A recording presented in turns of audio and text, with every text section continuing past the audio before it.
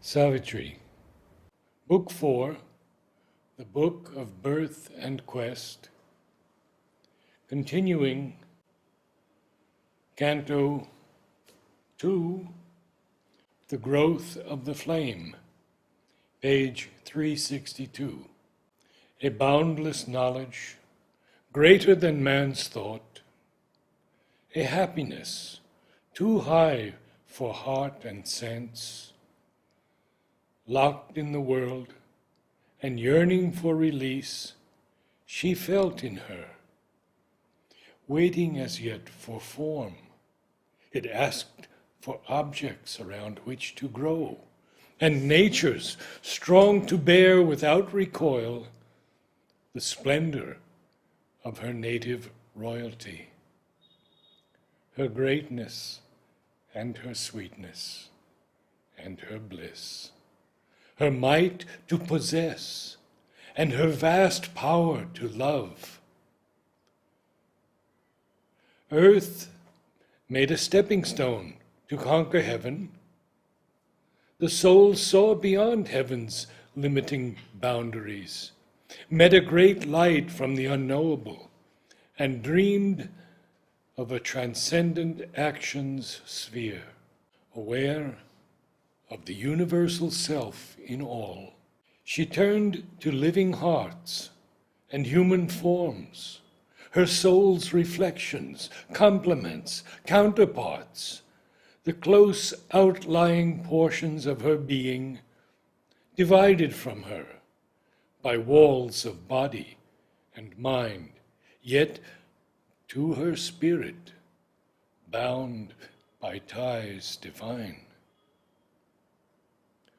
Overcoming invisible hedge and masked defense, and the loneliness that separates soul from soul, she wished to make all one immense embrace, that she might house in it all living things raised into a splendid point of seeing light, out of divisions dense, inconscient cleft, and make them one with God and world and her.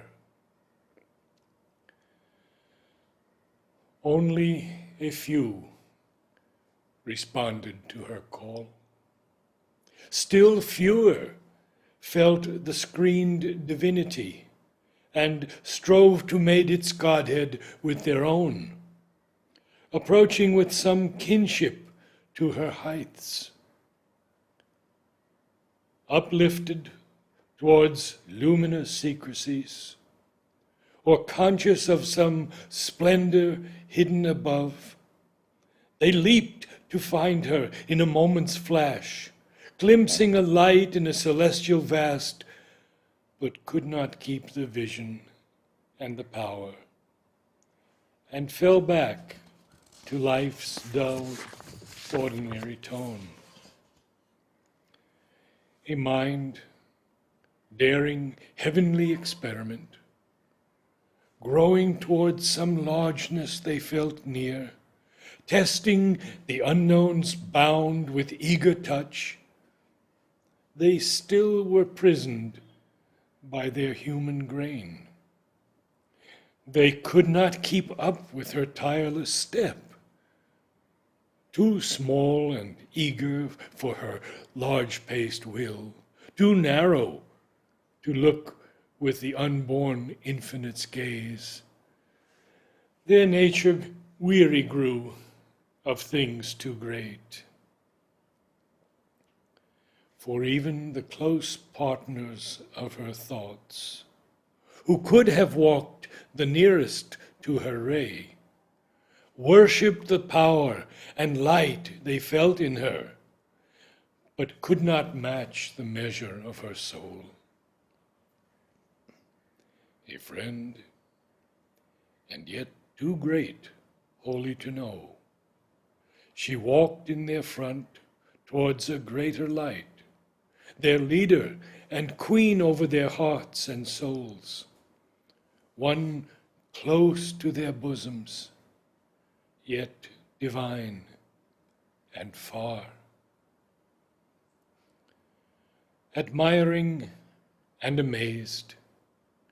They saw her stride, attempting with a godlike rush and leap, heights for their human stature too remote, or with a slow, great, many-sided toil, pushing towards aims they hardly could conceive. Yet, forced to be the satellites of her sun, they moved, unable to forego her light. Desiring, they clutched at her with outstretched hands, or followed stumbling in the paths she made. Or longing, with their self of life and flesh, they clung to her for heart's nourishment and support. The rest they could not see in visible light. Vaguely they bore her inner mightiness, or bound by the senses and the longing heart, adoring with a turbid human love, they could not grasp the mighty spirit she was, or change by closeness to be even as she. Some felt her with their souls and thrilled with her. A greatness felt near, yet beyond mind's grasp. To see her was a summons to adore. To be near her drew a high communion's force. So men worship a God too great to know, too high, too vast to wear a limiting shape. They feel a presence and obey a might, adore a love whose rapture invades their breasts, to a divine ardor quickening the heartbeats, a law they follow, greatening heart and life. Opened to the breath is a new diviner air. Open to man is a freer, happier world. He sees high steps climbing to self and light. Her divine parts, the soul's allegiance called. It saw, it felt, it knew the deity. Her will was puissant on their nature's acts. Her heart's inexhaustible sweetness lured their hearts. A being they loved, whose bounds exceeded theirs.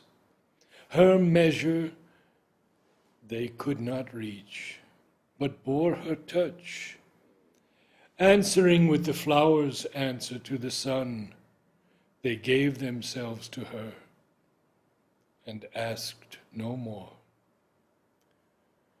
One greater than themselves, too wide for their ken. Their minds could not understand, nor wholly know. Their lives replied to hers, moved at her words. They felt a Godhead and obeyed a call, answered to her lead, and did her work in the world. Their lives, their natures moved, compelled by hers, as if the truth of their own larger selves put on an aspect of divinity, to exalt them to a pitch beyond their earths. They felt a larger future meet their walk.